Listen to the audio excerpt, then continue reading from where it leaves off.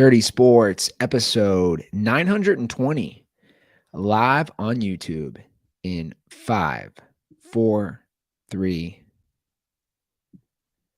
Welcome to the Dirty Sports Podcast. I'm your host, Andy Ruther, coming to you live from Cincinnati, Ohio, with my co-host from Los Angeles, California, Joey No Chill Praino. Hello, Andy. Good morning.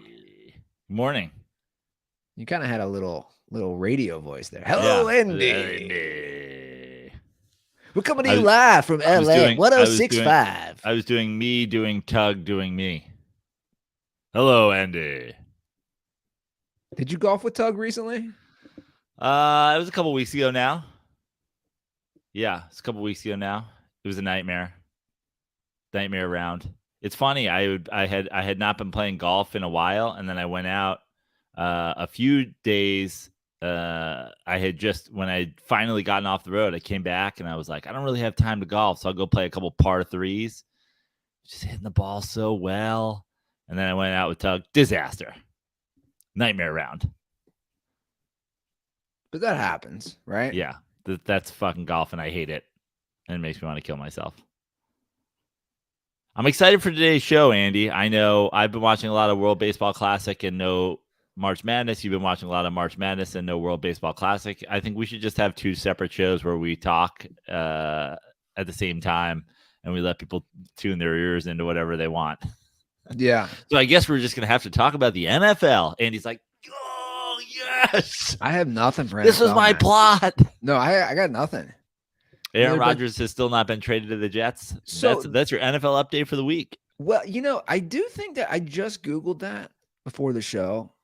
Like, if there's any sort of tidbit update, there's pretty much nothing.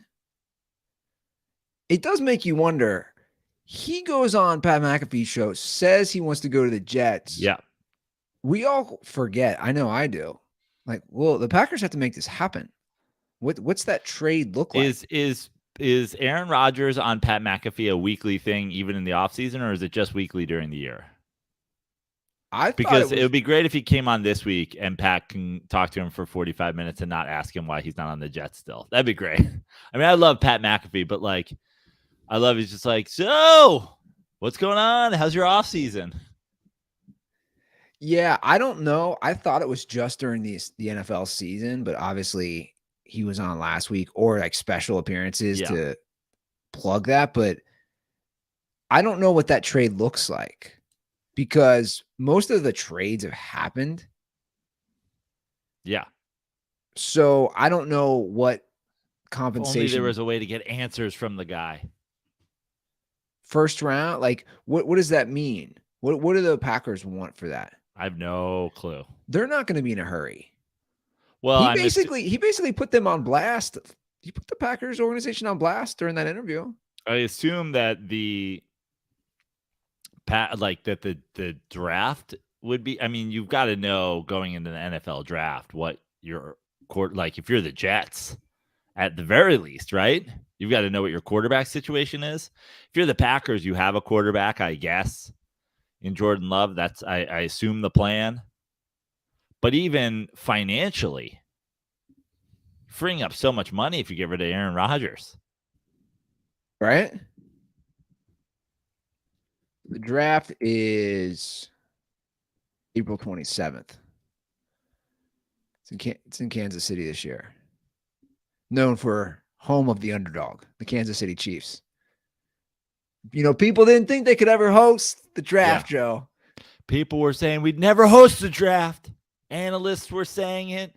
People on Twitter were saying it. The NFL were never saying it because they actually gave us a draft. But you know what?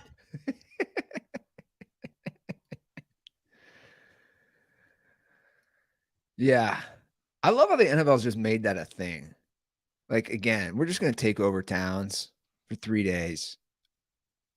Again, the people who travel for the draft. Who are you? Who are you? Who are you? Dude, what are you doing? And I know that some people might take this the wrong way, but I am fascinated by people who make their entire identity for a sports team. Right? I mean, obviously, absolutely. But Like I'm saying your entire like there are people who like Fireman Ed for the Jets, for example. right. Dude, your entire identity as a human is Jets football. Like, listen, baseball season's coming up. Like a big part of my spring schedule will be like trying to get shows where the Mets are playing. But it's like I don't go to I don't go to St. Lucie. You know what I mean? I'm not going to Mets fantasy camp. It's I don't know. I find it interesting. I don't know why there hasn't I would go to been- the draft if well, first of all, I should say this, like I was about to say I would go to the draft if I just happened to be in the city where it was happening. But that's actually not true because I spent my whole life in New York City where it happened until like 4 years ago, and I never went one time. Yeah. Never once. Well, obviously it's different now. It's a whole fanfare thing. I'd go like if we were doing content, if I was ever doing content for sure, just to see, talk to people, I'll go to So any like if I found myself in Kansas City doing shows the weekend of the draft, I'd be like, okay, I'll go. But otherwise, you're watching guys get hired at a job. You're watching a job fair. Great Lachlan bit. Yeah. You're watching a job fair. It is fascinating to me why we care about where people want to work. Like we don't this isn't even where they want to work. This is like where they're being forced to work. Sure. This is their selection. But like I was reading, I always read the local paper here, and I always go to the comments. I was going to the comments after a couple. Who are you? What kind of boomer shit? You're going to the I'm fascinated. The local paper's internet comments? I'm fascinated who leaves comments. This is people talk about a guilty pleasure. I'm just as fascinated by who reads comments. Oh, I'm fascinated by it. Because to me, it's like I want to get the pulse. Like, what are people saying? I have news for you, Andy.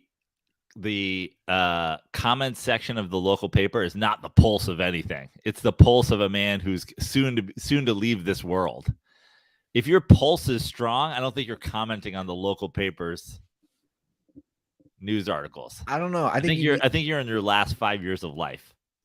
You think, but I don't know. But Diane, get in here. I want to comment on the local paper again, and I've had a. What's a QWERTY keyboard? Do I need one of those? The one that I was laughing about where guys want to go and work was when the Bengals starting safeties they left, right? They signed somewhere else. And I was reading under the Jesse Bates article, and somebody's like, good luck never getting a ring. Good luck. And I'm just thinking, like, why do you care? Somebody's taking more money. Why do you care where they work? Like, that's what I'm saying. Could you imagine being so absolutely disconnected from reality that you're a Bengals fan and you wish somebody luck on never getting a ring?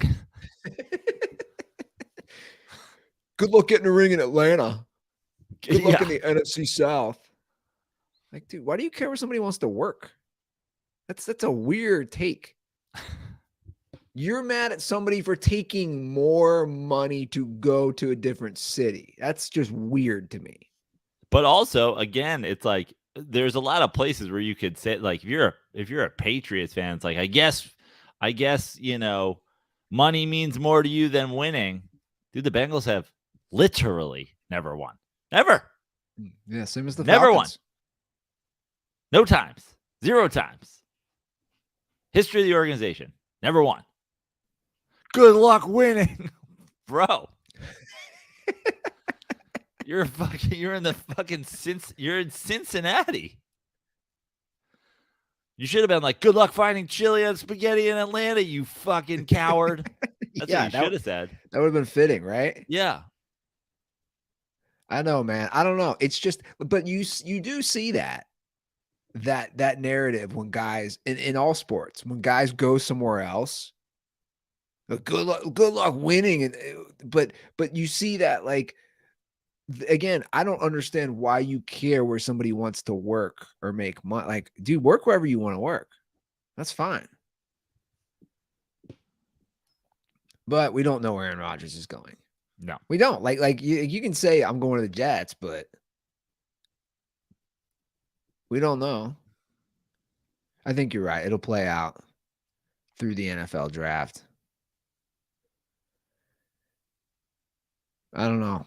I saw something wild the other day about Tom Brady.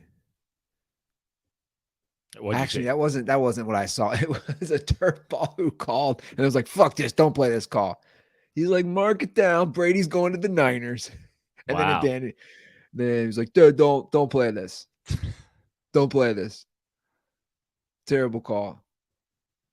I could see Brady doing something like that though. Yeah, although what happened with Brady? Didn't he did something recently where he made it seem like he was just like not coming back. I forget what it was. There was rumors, right? Like him to Miami or whatever. Yeah, him to Miami. Then of course they went out and got Mike White, so they're all set at quarterback. Yeah. Tua over under starting 12 and a half games this year. Ooh. I thought you were going to go lower and I was going to go over. 12 and a half. 12 and a half. I'm going to still go over, but it's pretty close because now there's 17 games. There's a 16-game season. 12 and a half is the right number. I'm going to go over. I'm going to go 13. I say he misses 4 games. It's a good number. Andy, as far as being a odds maker goes, you're pretty shit until it comes to like over under misses this many games, over under this many years left in his career. Then you're pretty spot on. No, I have my moments. Like I feel like I can hone in on certain things with NFL players. Over under the times you unblock/block Jameis 101. For the rest of my days on Earth? Yeah. Or the rest of my days before he's probably one of us will get banned from Twitter. 40. How many times have you blocked him? Well, he's blocked on my account. No, but you blocked him on Dirty Sports. I know. I blocked him on Dirty Sports because I couldn't deal with the Jesus stuff anymore. I can't take it. Honestly, at this point, just the difference between 10 years ago, 20 years ago, 30 years ago. Like at this point, if you're talking about Jesus Christ, you may as well be talking about it like fucking. I was gonna say aliens, but there's way more proof of aliens than there are of Jesus Christ. You're to me, you're talking about the Easter Bunny. No, Jesus Christ existed. Okay, but not as our Lord and Savior. A person. Again, you can believe in what you want. Just I think as always, don't shove it down people's throats. Which I actually don't think you can believe whatever you want. Like I'm gonna judge you. Like you can't walk around. Like I'm not gonna take you as a serious person if you go, I pray for you, Joseph. The Easter Bunny is looking out for you. Like it's the exact same thing to me. It's the exact same thing. I think this is where we disagree. To me, prayer is also you could harness quote unquote prayers as like positive thoughts. Cool. That has nothing to do with you having talking to me about Jesus Christ. If you're talking about Jesus Christ, you're talking to me about Santa Claus, the Yeti, the Easter Bunny. Like, I don't care. I don't care. I treat you with the exact same amount of fucking. I just go, oh, okay. You're a rape defender, and your defense is the bearded Skylord. Yeah, will prove you right one day. But that's all. Now you be getting more specific on like the Catholic Church. I'm saying if somebody talked to you about. No, I'm talking. That was actually about Jameis Winston. Okay, I thought you. Jameis Winston if you're Jameis 101, you are a literal rape defender. You're defending rape. You're defending a rapist. He was asked. Sorry, to cut you off. Harbaugh asked him about did you see Harbaugh specifically asked him about the crab legs thing, and that became a thing? No, I don't know what Harbaugh was doing. Recently? Yeah, I saw this on Instagram. Harbaugh asked him to explain it. Was this recent? Probably. Or did this just resurface? Yeah, I could be completely wrong. Jim Harbaugh? Yeah. What's Jim Harbaugh have to do with anything? Anyway, I knew we weren't going to talk college basketball or World Baseball Classic. I knew we were going to go down a fucking football wormhole. Oh yeah, this is old. Yeah. This is old. But for some reason it resurfaced. Ruther, you are full boomer today. You're in the local news comment section. You'll be like, "You see this video? You see what happened to your Mets? Mr. Met gave somebody the finger." No, I'm here, dude. I have been again, when you're kind of stuck around the house with a little baby, you're just going to watch TV. Games are on left and right. I watched I watched more college basketball Thursday through Sunday than I did, obviously, the entire season combined. There were a lot of fun games. I watched, like, at some point it was probably on in the background for more than an hour consecutively, but I didn't focus my attention on a college basketball game this weekend for more than 8 minutes straight at any point. Well, there's a lot of fun games. I'll take your word for it. I watched start to finish the alma mater of Walt Ruthers, the Xavier Musketeers, which I'm repping today with a Xavier shirt and hat. Yeah. Sweet 16 bound. Saturday. They're fun to watch. I'm telling you. Xavier, if anybody likes offense, no defense, they led the NCAA in assists per game, and they were second in 3-point percentage. They will pass the ball. They will get good shots. They'll play no defense. But if you want to watch and legit, well, I hope you guys go on to win it all, and I hope one of your assistant coaches thanks Mike D'Antoni, a la the dude from the Warriors a few years ago. Let's go. Some assists, some 3-point percentage, no defense. Talk to me more, Andy.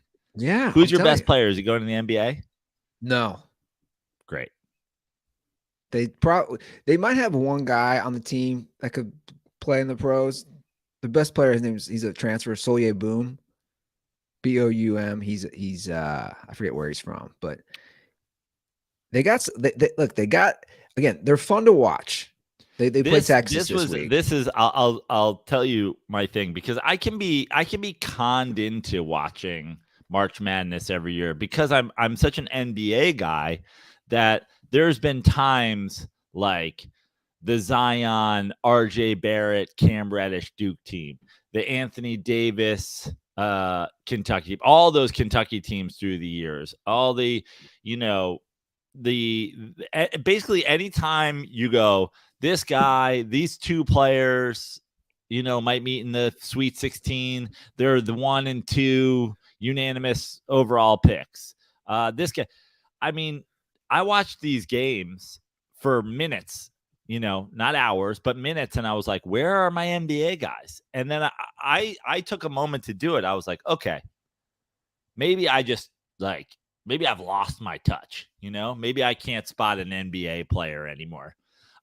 So I went on a couple of different mock drafts, and the consensus seems to be that there's 2 or 3 guys in this tournament. I think that's wrong. Who will be top 10 NBA draft picks? Okay, top 10? Yeah. Yeah, so I'm looking right now at who will essentially be lottery picks. You got Brandon Miller from Bama. Right. Now, he's the guy with the gun issue, correct? Yeah, so, somebody was murdered. It's awful. So a guy on the team murdered somebody, and I believe it was his gun. I actually don't fully know the story. I should, but again, I didn't. I believe he dropped the gun off to the guy or something like that. Oh, he did. I'm not sure it was his gun, but I think it was maybe. Okay. Somebody was like, "Yo, bring me that gun," and he was like, "Okay," and he brought him the gun, and then somebody went, and I'm just like, so that's pretty amazing that he's playing. Yeah. I did see somebody wearing a pretty wild shirt. Shirt. This guy's wild. This is the most Alabama. The guy had a shirt killing our way through the SEC in 23. Bro. Absolute savage. Of course he's wearing a visor. Why do you guys love the visors so much in the South? What's up with the visors? Like, you're wearing a visor inside a basketball arena? What's up with the visor, Southerners? Why do you guys like that so much? I wish I had an answer for you, but I don't. Okay, so he is going to be a top 10 pick. Jarace Walker, probably from Houston. That's the 2 guys I saw that were in all of the 4 mock drafts I saw. Okay. Those were the two guys that were consistently top 10. There was another dude from Villanova, and I asked you, I was like, Villanova's not even in the tournament. Yeah, Cam Whitmore. And then you So have those were the three guys. Those were the three college players that were in all 4 mock draft top 10s I saw. well, you have Arkansas has a couple players that are potentially top 15. Yeah, I mean, like the teams left right now, that's kind of it. The one kid on Xavier good chance could be a lottery pick. I know they want him to come, or not a lottery pick, first round pick. I know they want him to come back for another year. But yeah, there's not too many guys. So give me the stories, Andy, because I haven't watched. I know Princeton is on their way to the Sweet 16. I knew that they won their first game.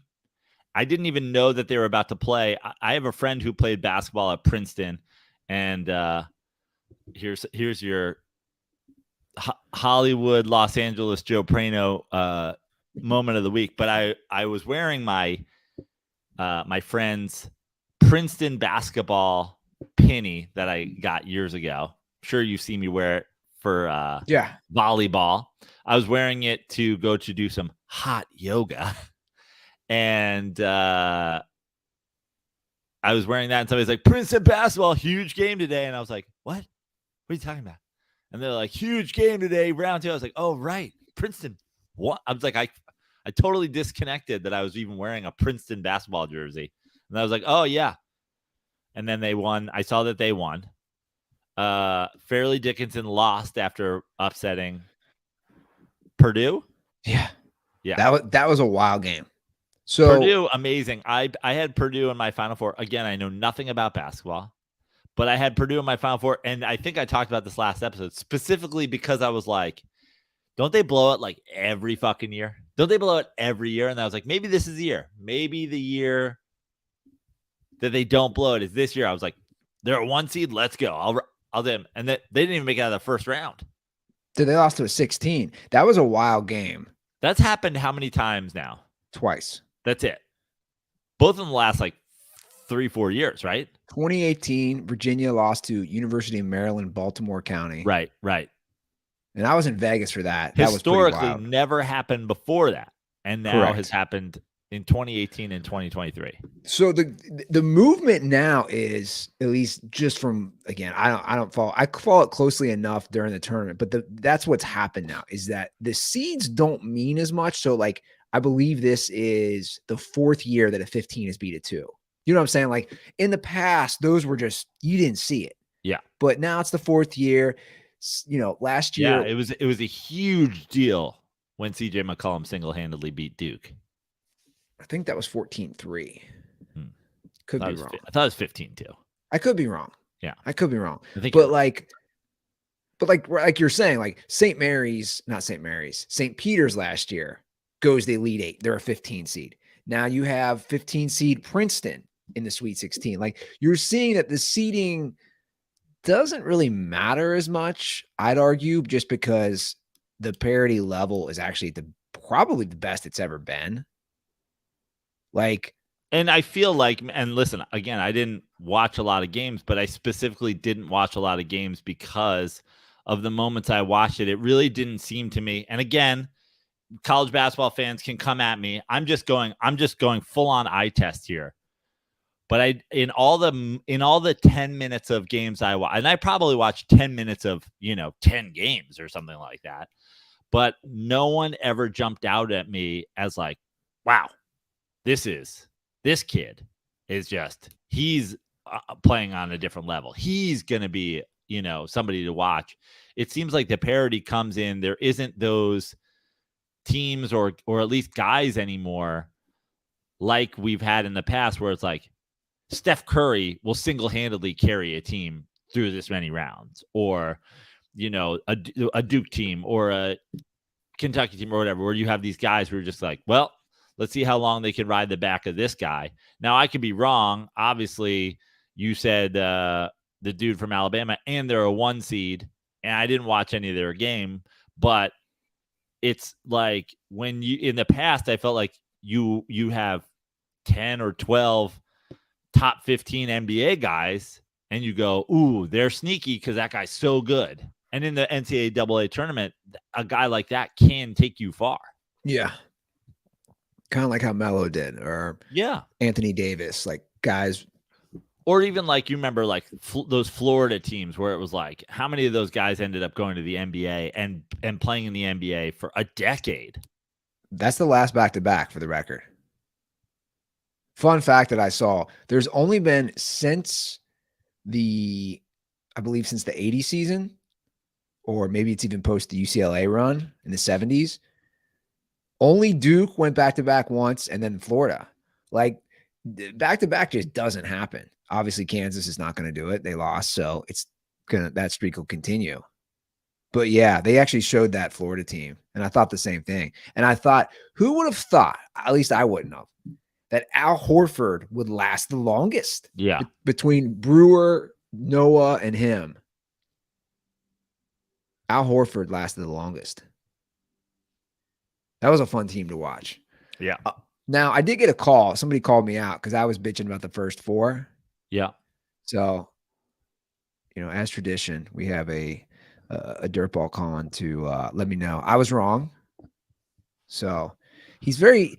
I want your take on our buddy. He's called before. I don't know if he's just high or he's just struggling to speak or he's trying to get his thoughts together. Dirty Sports Nation. Can't believe Andy said the first four doesn't matter, because I was watching, man, and I said, FDU got this. That's what I said. FDU, and Florida, or Farley. Look what happened. No more Purdue. What's he doing?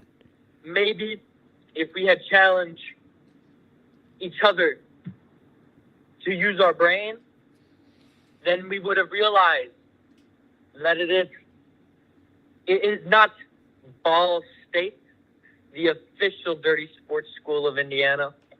No Indiana team will win with the blessing of the podcast. Must be what it must be.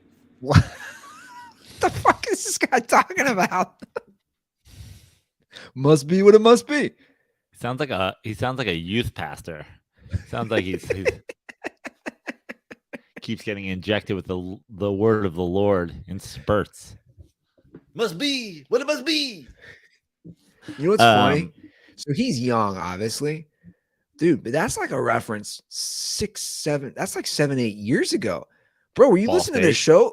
Yeah, were you listening to the show when you were like 10? I don't hate it.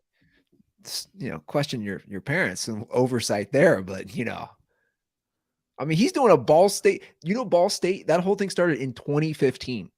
Love it. We visited Ball State in fall of 2015. Speaking of Ball State, you know what I watched on what was that, Saturday night instead of college basketball? I watched the David Letterman U2 Disney Plus St. Patrick's Day special. Of course you did. Special release. And it was great. Of course you did. I'm not a Letterman guy. I know. That's not even an opinion. That's just being wrong. It's not. I just don't find him interesting. I mean, I don't even know. I wouldn't even say like interesting is a thing that you should find him. I don't like hate him. I'm just like, I'm not going to sit down. Like, first of all, I would never watch that. It was great. He goes to Ireland. He went to Ireland and he interviewed Bono and the Edge. It's just an interview? No, it's like an hour and a half documentary. Yeah, they play a live show. This the two of them reinvented the 40 of their songs. They also released that. That's pretty shit. There's a couple of good reimagining of songs, but they dropped that on St. Patrick's Day as well. 40 reimagined tracks from their history. A couple of them are good and fun. Most of them are just, you're like, I'd rather hear the original. So while you're watching that, I was watching some games, and and I'm going to show you this clip because you probably didn't see it. One of those games was Arkansas upsetting number 1 seed Kansas. And the coach, after they win, I don't know if there's a history with this.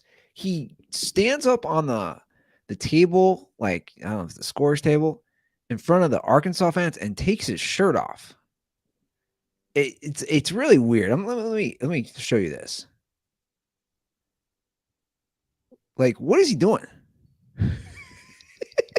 what is happening here? What? And then he's doing the pig soy, which they do for Arkansas. It's like, so John Daly went to Arkansas, and I watched this, and it's almost like John Daly's soul over. Like, this is something John Daly would do. Dude, this is their head coach. What is he doing?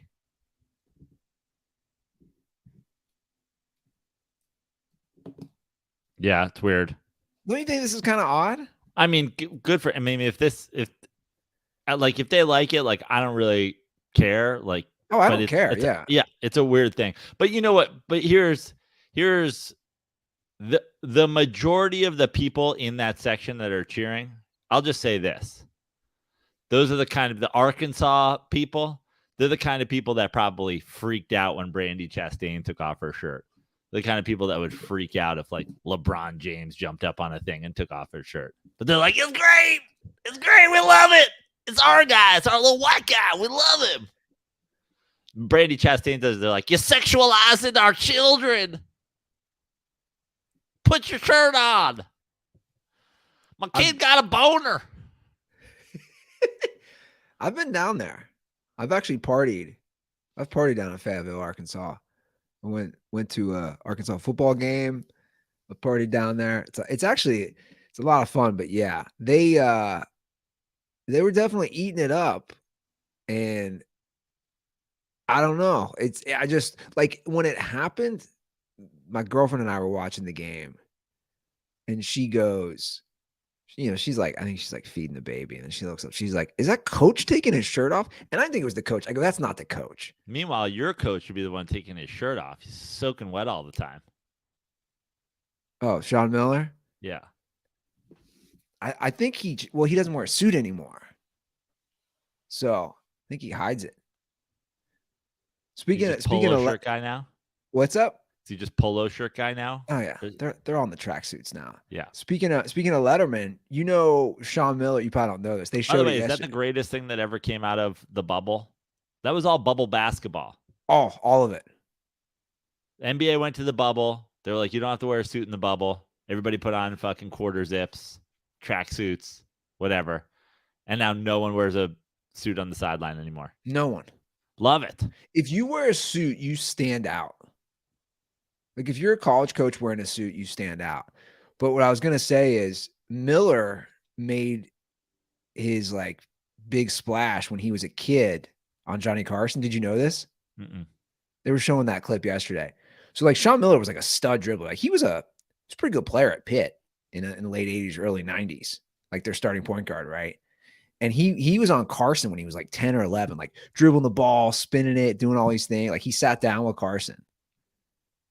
Like, and now he's just kind of a, frumpy, sweaty old man. Not to take anything away from him. Yeah. And that's another thing that I do love in the comment section. One last thing in the comment section in the Cincinnati Enquirer. People love to bring up, like, what happened at Arizona. And I'm just like, guys, they all pay their players. He's a crook. He's a crook. They would allow that guy back to their schools. Like, yeah, he's a good coach. Who gives a shit? They're all crooks. You know what they're doing now? Which the NIL thing is kind of interesting. This might actually surprise you. They're setting up a fund. The University of Cincinnati, it's like an investment fund. I was reading this, that, like, you can contribute to basically to lure players. It's called Cincy Reigns. Why is Gold Star not involved in this? Why isn't there a Gold Star sponsored NIL fund? Yeah, maybe I should bring that up. You should bring that up. You should ask them if they want to do like a come for the chili, stay for the championships promotion. A way to lure players to Cincinnati. Honestly, you guys should start offering highly ranked recruits unlimited chili while they attend UC or Xavier. Well, here's the current problem. The competitor, one of the main competitors, has a sponsorship deal with both Cincinnati and Xavier. Oh, okay. Got it.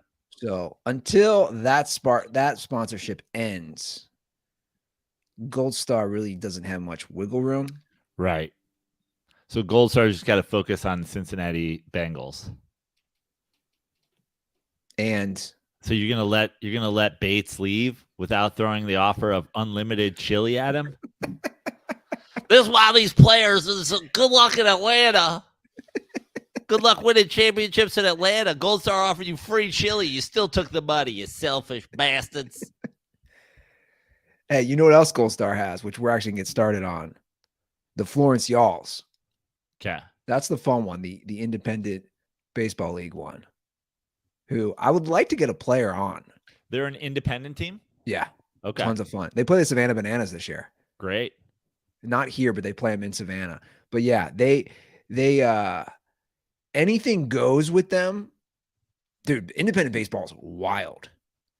Their mascot, they did like a mascot game during halftime of like a Bengals game recently. Like they brought in a bunch of local mascots to play football with a local kids team. And the Florence Y'alls mascot literally like went viral. Like shoved the kid on the ground. And like they don't apologize. Like they post this on their Twitter. They're like, yeah, this is how we roll. We're independent. Like independent baseball is a whole thing. Yeah. Did Pizza Starro do independent baseball? Pizza Starro played independent ball. Yeah. Like it's a whole like they're basically the anti Major League Baseball. Right. On steroids. They're like, oh, we got to get people to the ballpark. We will do anything. Like you can, I mean, we saw some of, not to this extent, but we saw some fun things down at Amarillo. Yeah. But like independent is like next level. Absolutely. So there you go, Joe. You made it through March Madness talk. That's it. It's over. Because I was going to say, Andy, I want you to do this. Like we're heading to the Sweet 16. We're through 2 rounds. There's 4 rounds left. So we're a third of the way through the tournament in terms of rounds played. What like if you were gonna convince me to watch moving forward, what's the storyline? Like what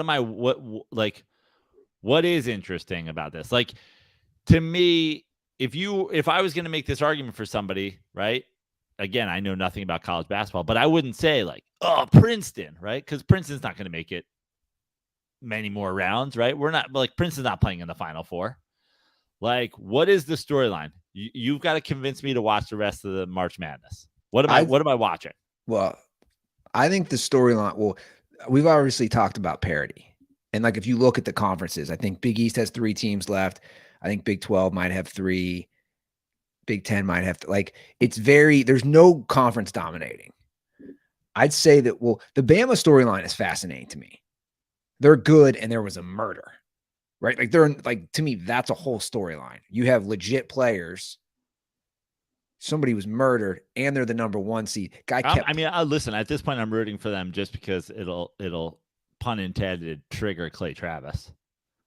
So he's tweeted a lot about their gun issue, which I know because Elon. You're Musk, obsessed with him. Why are you so obsessed with him? Elon Musk makes me see his fucking tweets on my 4U No, page. he does not. Absolutely. You want me to do it right now? You engage with him. So then because he's the worst. He's the biggest hypocrite and the biggest racist in the history of sports commenting. Literally all he ever does just lies to racists. That March Madness killing it in the ratings. Meanwhile, the NBA is spiraling out of control. Fun fact. First 2 rounds of the NBA playoffs last year averaged more viewers than the first 2 rounds of March Madness this year. Spiraling from their wokeness. spiraling. But my point is, why engage? Because it's I hate that there's people out there that believe this shit. So I'm just gonna put facts in his replies. Facts. Wait, You're wrong. You're stealing it. You're stealing an Andy Ruther line. Facts. Facts. Just facts only in the replies. As the NBA spirals out of control because of its wokeness. But obviously, you do what you want. I don't care. You're not gonna change. Like what's the end game there? Just because it annoys you? Just so there's the million people that are there jacking off to the lie can see that somebody just dropped the factual information in here. Just so we're all aware. Here's some factual information that's added to the conversation. This year in the first round, the highest rated CBS primetime basketball game in the first round of March Madness got 3.45 million viewers. Meanwhile, the NBA, spiraling out of control from its wokeness, averaged 3.71 million viewers for the first round and the second round last year of the NBA playoffs. Average, not highest rated, average. But God, can you imagine if they spiral out of control anymore due to their wokeness? They'd actually fall to the levels of NCAA basketball viewership. Now you have me looking at the tweets. March Madness had its highest first round ratings in history as the NBA continues to set all-time low in its TV ratings. Well, again, my argument always is I don't even really care about, I don't know how many times we're going to say it. Ratings don't matter. The money increases every year for the NBA. Also, even if the ratings don't matter, you can't just say things have fallen and other things have raised and then leave out the actual numbers, which as far as the NBA has fallen, they haven't fallen past as high as the March Madness has risen. Andy Ruther's net worth spirals out of control, he's still worth more than Joe Praino, who's fast climbing his net worth. Like, what the fuck are we talking about here?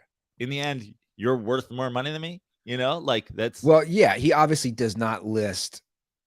I'm just looking at these. It's convenient to not list any numbers, of course, for sure. Of course. 18, and then all the racist morons in there. 18.1 million people watched Kansas win the championship last year. Meanwhile, the NBA only had 12 million people watching each NBA Finals game. Oh, so the NBA had 74 million people watching the finals, and the finals of college basketball at 18 million? Is this what you're trying to prove? At the end of the day, how much more valuable the NC, how much more value the NBA Finals is to a network than the final game of March Madness? Infinitely. Well, for sure. Obviously, they pay more money for it. No one gives a fuck what you racist spin except other racists. Well, again, I don't. To me, it's like. It's just an angle that he's going to push. Everybody has a spin and an angle. But what's our spin? What's our angle? Well, you and I both have our own. But what's our spin? What's our angle? What are we trying to who are we catering? You and I have our bias. I'm saying you and I both have our biases on things. But our biases are different. Having a bias or having an opinion that you strongly believe because you strongly believe it. Like, I believe forever that Russell Wilson was overrated. And I could explain to you why. And I believe Kirk Cousins is overrated. And I can explain to you why. And I could say, the stats may say this, but the eye test says this. But in the end, you can prove that out. What bias is there? What is my end game here? What's the end game? Can you name a single thing that we've ever talked about on the show where our end game is to convince people of one thing? For what reason? Well, where do we earn? Bring up the Michael money? Jordan thing. Where do we earn money in arguing that LeBron James is better than Michael Jordan? Well, I wouldn't say we earn money, but you and I obviously that's a prime example of something. You and I we're not gonna change certain people. We already know that. There people. But I changed you, dude. I'm not to toot my own horn. I'm pretty rare. I can adapt. Most people don't adapt. But my point is, what is the end game? We don't have any. There's no agenda here whatsoever. Well, even the things that we have financial allegiance to, we still don't have an agenda about. There's a 5,000 beers out there that I would never rep on the show. We just so happened to have the beer that I called our unofficial official sponsor for 10 fucking years, going back to the Kooks of Comedy. Like, when you sell people bullshit for your own fucking cause, just when you just call woke shit and racism just to cater to idiots, you're a bad person. Well, when it comes to the corporate stuff, I mean, look, I've already said, like, everybody has a price. I have a price. Like at a certain point for money to make a livelihood.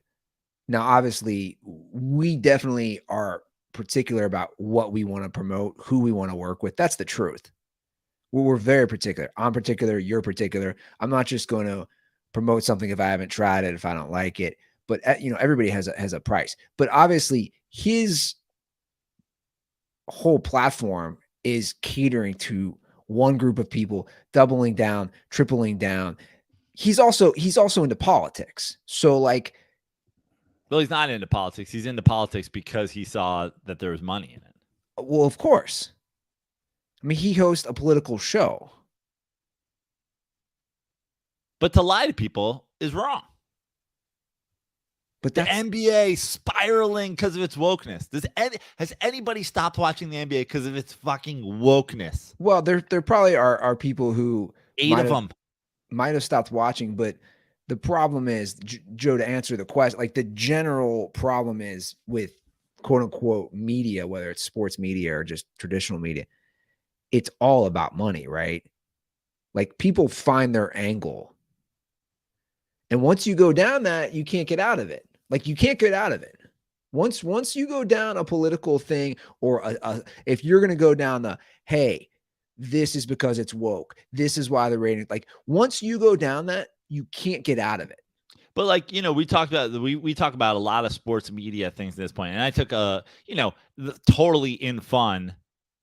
I'm not even really taking shots at Pat McAfee. We love Pat McAfee, former guest of the show. He was so awesome to us. Yeah. But we all know why he doesn't ask Aaron Rodgers tough questions, because he gets Aaron Rodgers.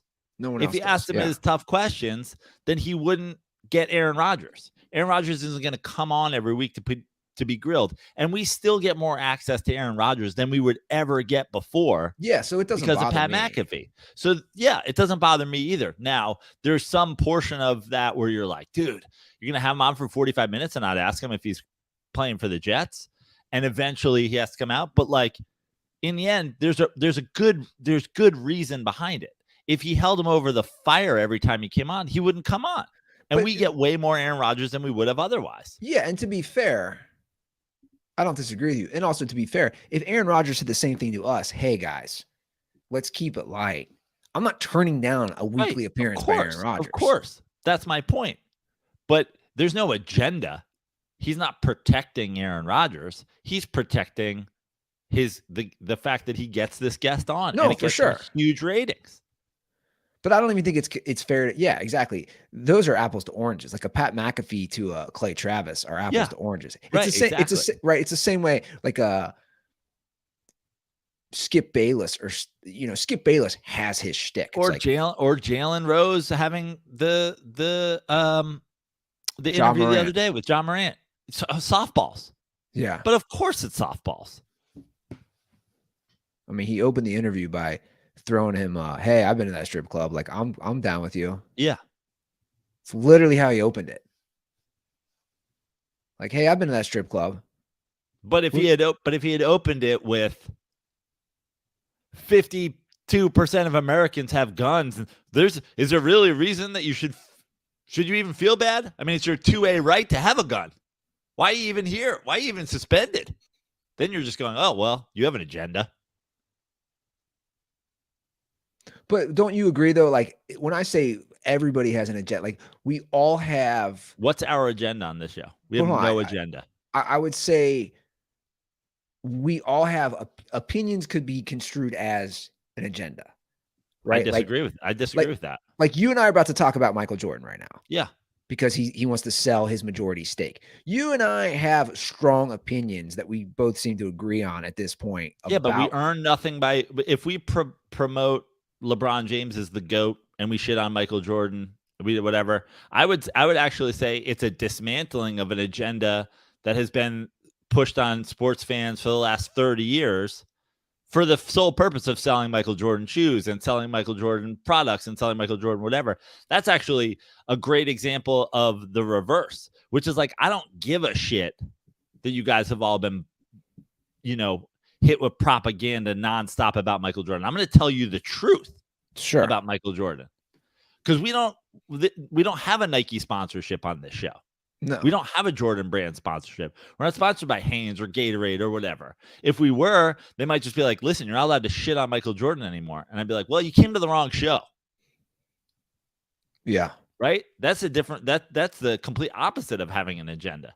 Me telling you, me truth bombing you about Michael Jordan, there's no agenda other than I don't think he's the greatest basketball player of all time. I'm going to keep telling you why. And also, what I'm about to say about Michael Jordan and his ownership is a great example of, again, attacking the agenda of this propaganda that has presented Michael Jordan as the killer instinct. The one thing that you'll never have over the great Michael Jordan is his unrelenting drive to win. Unless, of course, he sells the fucking Hornets because he can't win. And he's one of the worst executives in the history of professional basketball.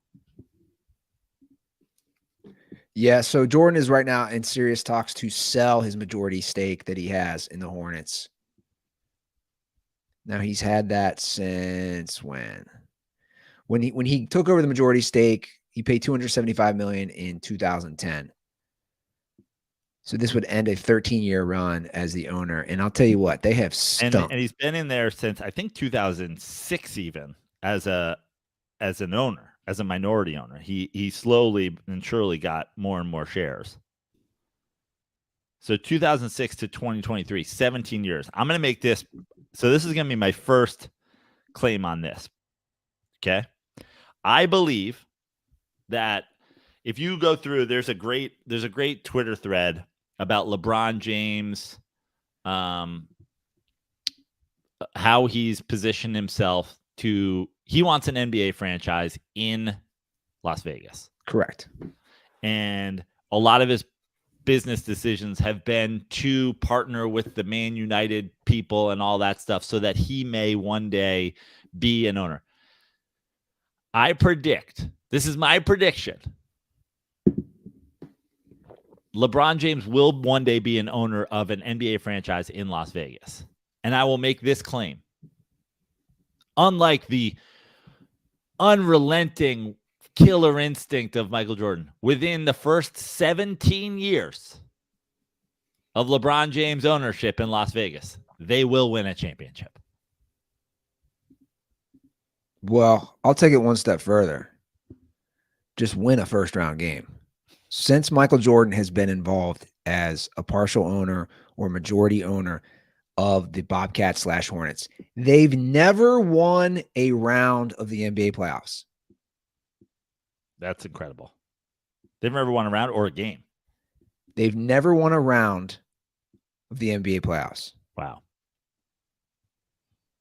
Jordan became the majority owner in 2010.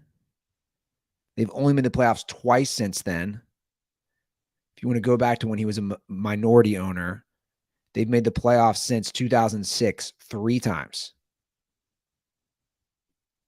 He's a terrible owner. Now, here's a fun story, too. During the 2011 NBA lockout, the New York Times wrote that Jordan led a group of 10 to 14 hardline owners who wanted to cap players' shares of basketball-related income at 50% and as low as 47%. Journalists observed that during the labor strike in 1998, Jordan told Washington Wizards then owner Abe Pollin, if you can't make a profit, you should sell your team. Jason Whitlock called Jordan a hypocrite sellout who can easily betray the very people who made him a billionaire global icon for wanting current players to pay for his incompetence. Now, I'm not a Jason Whitlock guy by any means, but Michael Jordan in 1998 being like, if you can't make a profit, sell your team, and then becoming an owner and wanting to cap players' profits, that's amazing. That's one that they're not going to show you in the Michael Jordan produced Last Dance. Yeah. Now he's obviously, this is a good business decision. He paid 275 for majority stake, 275 million. You know, he's flipping that. He'll make billions off this. Oh yeah, absolutely. Great businessman, but which is remarkable in this day where NBA franchise prices are crumbling due to their wokeness. I mean, it's amazing that he's probably pulling out before it becomes less valued than he bought it for. No doubt about it. I mean, listen, investing in the NBA as a business is a great financial decision. It's a great financial decision for the guy who buys it from Jordan. I'm just going to say, go up. And I don't have it in front of me. I'd have to really do a deep dive. You could argue he's one of the worst owners of all time as far as actual performance. Like, who's a worse owner? They've made the playoffs twice since he's been the full-time owner. 2 or 3 times. They've never won a playoff series. And, you know, he obviously originally bought into the Wizards. That was what was behind his going back and playing for them. And the Wizards, he left the Wizards and became and found new ownership because the Wizards wouldn't give him control of basketball operations. And honestly, smartly. Obviously. The Hornets are tied with the Timberwolves and Kings for the current longest playoff droughts, series win droughts at 18. They have not, none of those teams have won a playoff series since 2005. So he statistically is at number 1 for longest droughts for being the worst owner.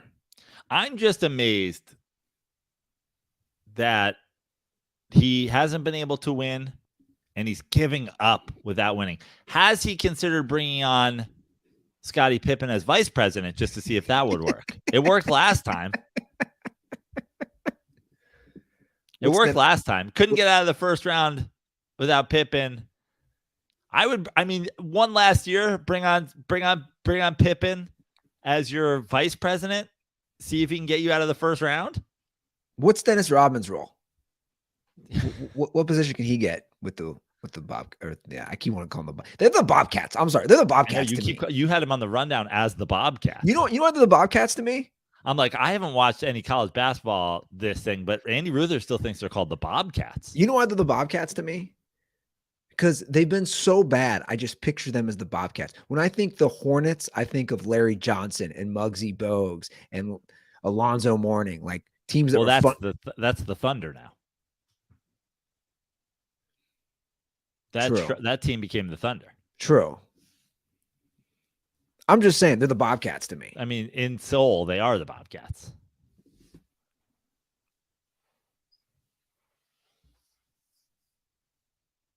He should let Scottie Pippen come on. Bring on the old squad. Bring the boys back. I mean, listen, to me, I would think that a guy with this killer instinct, this insatiable need to win, he would give it one last effort to win. You just said that the Charlotte Hornets franchise, Charlotte Hornets, Charlotte Bobcats, have not gotten out of the first round since Michael Jordan has been an owner and beyond. Michael Jordan never got out of the first round as a player. 1-9 in games, 2 sweeps, 1 3-1 loss to the great Sidney Moncrief. Bring on Scottie Pippen bring on Scottie Pippen as your vice president to get you out of the first round. And if it doesn't work, then sell the team for a profit and put it all into shaping your golf course into a weird shape where the fairway's only wide where you hit it. Which is a whole weird, crazy thing. Like that's 100% real. That I'll pull that up. Jordan created his own golf course. I've heard about this for a while. I saw Ricky Fowler talking about it years ago, but it's Yeah. now I think it's now like a full-on actively working golf club. Yeah. So Michael Jordan, what he did was he created, and I love the caption. If you look at the thing on Bleacher Report, MJ's petty golf course. He brings home field advantage to gear towards his game and give him an advantage over pro golfers. He's taking competitive to a whole new level. The course is named Grove 23, and pros have renamed it to the Slaughterhouse because of how difficult it is. Look, MJ doesn't hit the ball as far as pros do, so he designed the course so that the longer you hit your drive, the narrower the course gets, giving you a much higher chance of your ball landing in a spot that you didn't want it landing in. For pro golfers who are hitting absolute bombs, it can get really tricky. But for someone like MJ, his balls just happen to land in the widest part of the course. MJ also put hazards like bunkers and lakes strategically away from where his ball naturally fades. Pro golfer Ricky Fowler said it's one of the toughest courses he's played. Michael Jordan designed his golf course there you have it. Towards his right there. So Jordan designed his own golf course to make it easy for him and just the most difficult for the professionals. But hey, all he cares about is making it winning. It's all he cares about, Andy. All he cares about is winning. You know, a lot of people have criticized LeBron. He joined a super team when Michael Jordan would never. Michael Jordan had a super team of bulldozer drivers shaping his golf course. It's truly unbelievable. Who designs a course? Where's the fun? Put a little bit more energy in designing your Charlotte fucking Hornets roster and less into shaping your fairways to be wide only where you hit the ball. Maybe you'd have gotten out of the first round sometime. Also, what's the play fun on a regular course and just let Scottie Pippen be your caddy? You'll probably be fine. There's no fun in that if you know you have a advantage. It's not about fun, Andy. It's about winning. Winning's way more fun than losing. I mean, that's next level, creating a golf course like that just for yourself. Imagine guys like Ricky Fowler, any of these guys who didn't know what they were walking into. Wait, I'm a better golfer than you, so I'm being penalized?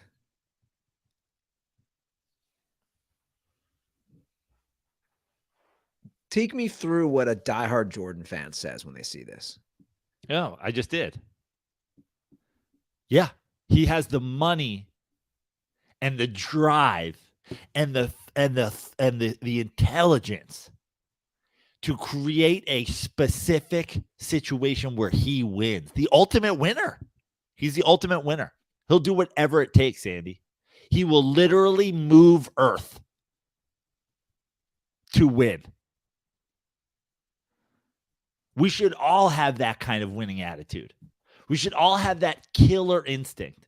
We should all be willing to spend millions to cut down trees, to form bunkers, just to win.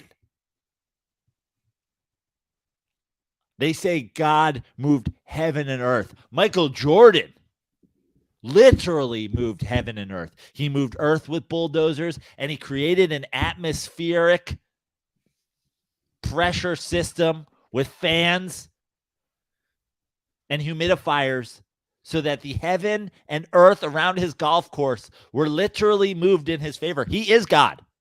Michael Jordan is my God. Now, I'm pretty new into this show, but it reminds me of John Dutton moving that river. You know how he paid all that money and had the dynamite? Although they also have something else in common. You know, people get murdered around them. Yeah. I'm just saying. Is Michael Jordan John Dutton? I'm just saying. Might be a title.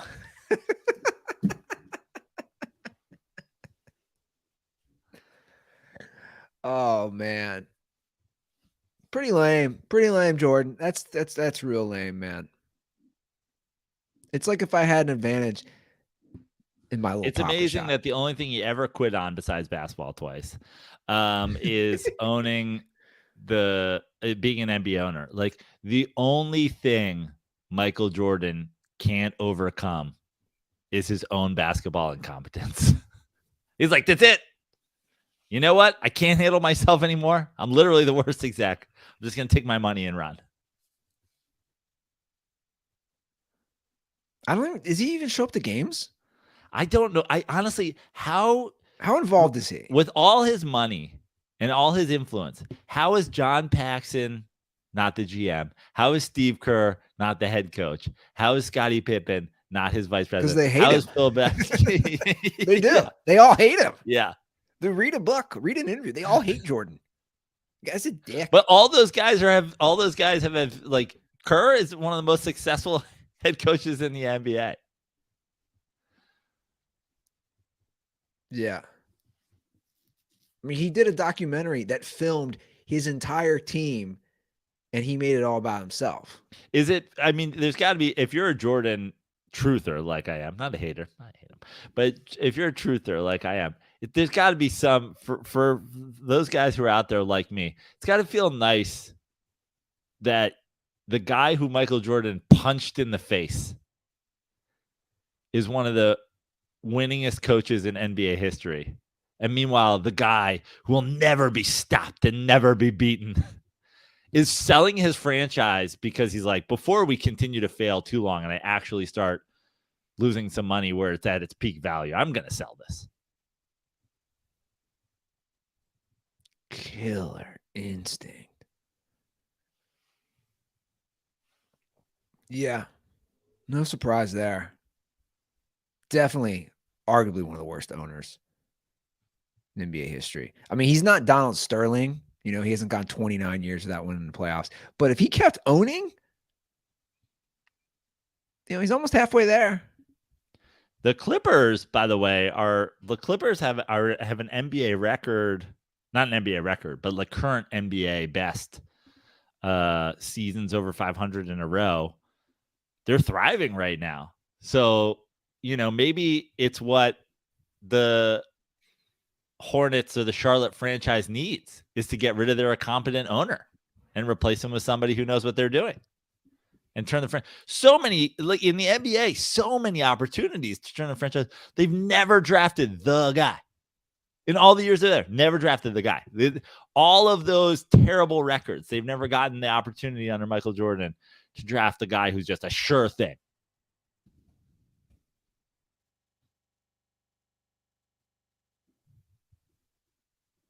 He's had some bad picks, man. I mean, right? This article is titled, let's see what year this was. This was in 2012. This is a Bleacher Report article from 2012, headlined, Retracing Every Bad Decision in Michael Jordan's Tenure as an Owner. Tack on another 11 years. Number 1, deciding to become a basketball executive. Did you write this? Did you write this? Number 2, drafting Kwame Brown. Oh, yeah, when he traded for Diop. And then he traded for Gerald Wallace. I forgot Jordan drafted Adam Morrison. Oh, yeah. You have his Adam Morrison Bobcats jersey. Oh, God, dude. Dude, this was made in 2012.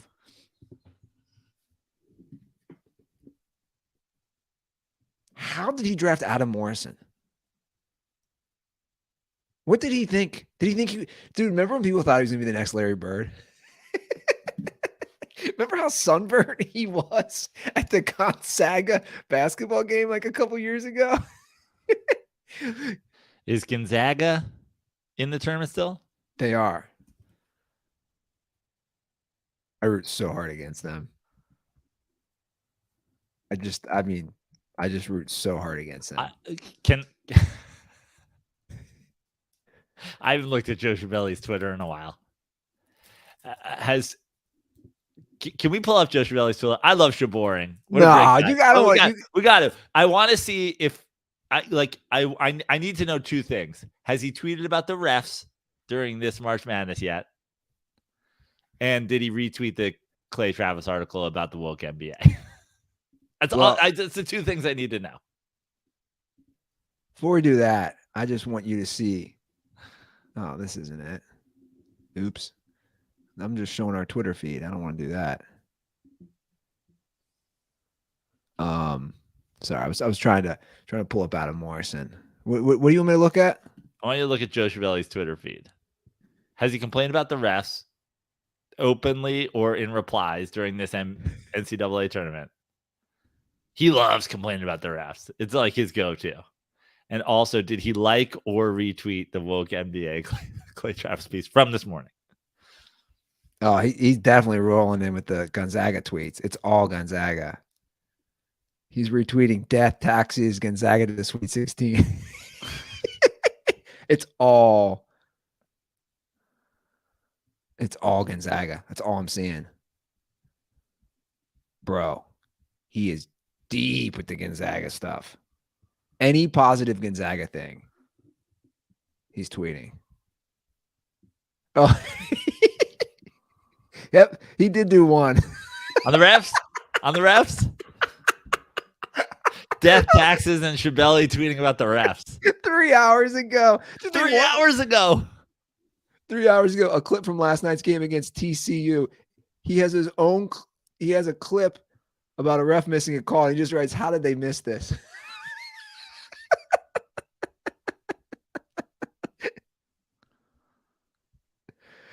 What's amazing about that one should is never change. It's like they won the, you know what I'm saying? If my team wins a game, I don't go the next day and tweeting out a clip. How did they miss this? Shaboring. Oh, bless his heart. Oh, too funny. That dude bleeds Gonzaga. They're playing UCLA. You'll watch that game. You have to watch that game. Oh, yeah. Live UCLA. When that's the next game? Yeah. Great. And they had that epic, what was that? Epic Final Four a couple years ago that went into overtime, those two teams. And you can watch Mick Cronin be a psychopath on the sideline. Lunatic for UCLA. Just lunatic. That's too funny. I can't believe he tweeted, "How did they miss this?" with a video of a ref missing a call. I love it. Never change. You've been watching that? The OG dirtball intern. You've been watching that World Baseball Classic? Yeah, buddy. Tell me about it. I haven't watched anything. Well, I've been watching. I mean, obviously, you know, it's so funny because so many Mets fans and Astros fans. Altuve got hurt. He got hit on the hand. He's probably got a broken hand. Who knows how long he'll be out for. Everybody's like, there's just basically people who love it and people who are pissed people are getting injured. And it's like, first of all, guys can get injured in spring training. Like, am I happy Edwin Diaz got hurt celebrating? Of course not. Like, is it just like an absolute gut punch to the Mets season? Yeah. But what I love about the World Baseball Classic is, to me, it's proving what's probably most important as a baseball fan and somebody who wants to see baseball going, like, continue to be a thing going forward, let alone whatever, which is that Major League Baseball is incompetent when it comes to promoting the game. And the idea that baseball is too slow or it takes too long. There's no pitch clock. There's no fucking cap on games. There's, like, people just love it. People are crazy for it. They're selling out games. They're selling out games in Miami. It's literally the place where they don't sell baseball games. Well, like, obviously Miami it helps Marlins that, you know, don't sell games. Sure, it helps that Cuba was playing. Sure, but they sold out Venezuela, Puerto Rico. They sold out Mexico. The games in Japan are crazy, which is my point, which is my precise point, which is the NBA, and I know they're going broke, but they made it a point And this is why I'll never argue that the combo of Michael Jordan and David Stern are unmatched in terms of helping the NBA's popularity. I'll shit on Michael Jordan a ton, but the combo of him coming around at the time that David Stern took over as commissioner, and he made it a point to make basketball a global sport. And he went out of his way to bring professionals back to the dream team so that we could share that with the world. So it could be on NBC and blah, blah, all those things. NBA on NBC, the dream team, Jordan, Nike, globalization, the whole thing. It's precisely why, despite what people will lie to you and say, the NBA just continues to grow and continues to make money. And guys can be incompetent at running franchises like Michael Jordan and still make 10 times their money just by investing in it.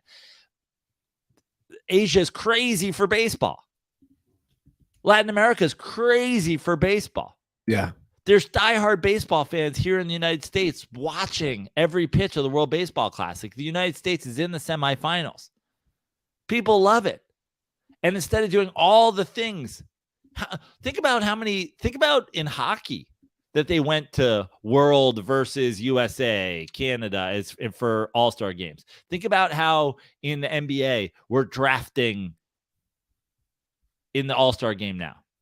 All the international players that you have in baseball, and you never do anything like that. You never have anybody competing. You're not even for the home run derby. It's not just foreigners versus U.S. guys. None of that stuff. Never pitting any sort of competition in a game that is huge in so many places that we went after World War II and brought baseball. Stop trying. Don't worry about making baseball fucking big in Africa or whatever. Focus on the places where baseball is huge in Asia, dude. They love baseball in Japan. Yeah. And when you watch the World Baseball Classic, what's crazy is it makes me fear that 25 years from now, Japanese baseball will be bigger than American baseball. It'll be bigger than the MLB because they fucking care. And they make those games interesting. They make those games exciting. And just the atmosphere is better. And baseball, just Major League Baseball, I should say, because baseball works. People love it. But Major League Baseball goes out of their way to just take the heart and soul out of it and take it away from those people. And I don't know what the cost of these games are, but I have a feeling they don't cost what Major League Baseball games cost. When you say cost, what do you mean? Going to this game. Oh, okay. Gotcha. Yeah, I'd be curious. And if they are, it's all fully on the secondary market because it's popular and people spend the money to go. But I bet you baseline tickets, like face value, I bet you they're not as expensive as a regular old baseball game for major leagues. And it's huge and it's exciting, man. That Trey Turner home run was a big deal. And guys are pumped up about it. World Baseball Classic tickets, I'm just pulling it up. Japan versus Mexico. This is just one of the random sites. SeatGeek, former Dirty Sports sponsor. Starting at $6. Starting at $6. The final USA versus to be determined, right? So they play the winner of Japan, Mexico, starting at $56 for the final. That's insane, dude. That's insane. Here's context. Reds opening game starts at $25.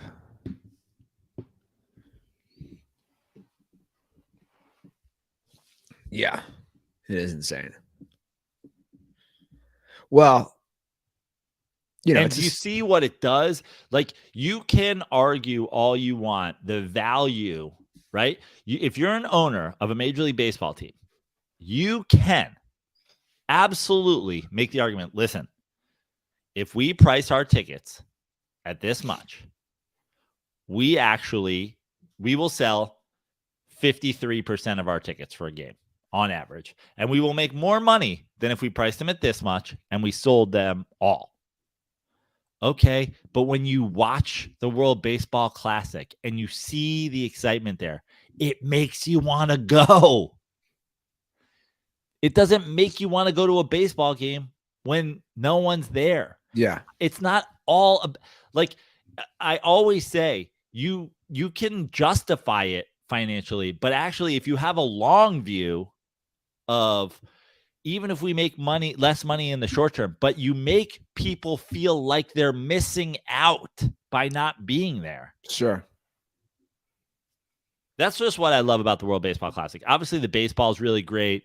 We're seeing some guys get signed. We're seeing some guys get opportunities they weren't before. We're also seeing some guys who have, no major league experience striking out some of the best hitters in baseball and just like having these huge moments. Altuve got hurt the other day, and the kid who came in and played second base for Venezuela, who was a one-time All-Star on the Twins and is now on the Marlins, he hits 2 home runs. Dude, he's going to be a big deal for the Marlins fans are going to be excited about this guy because of the World Baseball Classic. It's just proof that baseball's fine. Major League Baseball's a debacle. Yeah. Well, give us a ring. Chime in with your thoughts. 310-359-8365. That's the hotline. We're going to wrap it up. You can follow us on Twitter, Instagram, TikTok, everything at The Dirty Sports. I'll be in San Luis Obispo this weekend. Sneaky Pete's comedy show this Friday, March 24th. Go on my Instagram. My upcoming shows are always put on my story, and then those stories are always in my highlight in the calendar section. There's a little calendar logo and it says shows. Click on there. You'll see it's RSVP at Sneaky Pete's Comedy or something like that. Sneaky Pete's RSVP. Anyway, it's all in there on my Instagram. I post it on there. JoePraino.com for shows. At Joe Praino on all social media except for Twitter, where I'm still at Fix Your Life. Come out and see a show. Cool. All right, guys, that's our show. Thanks for tuning in. Thanks for watching. We'll see you guys on Thursday. Have a great week. And as always, stay dirty.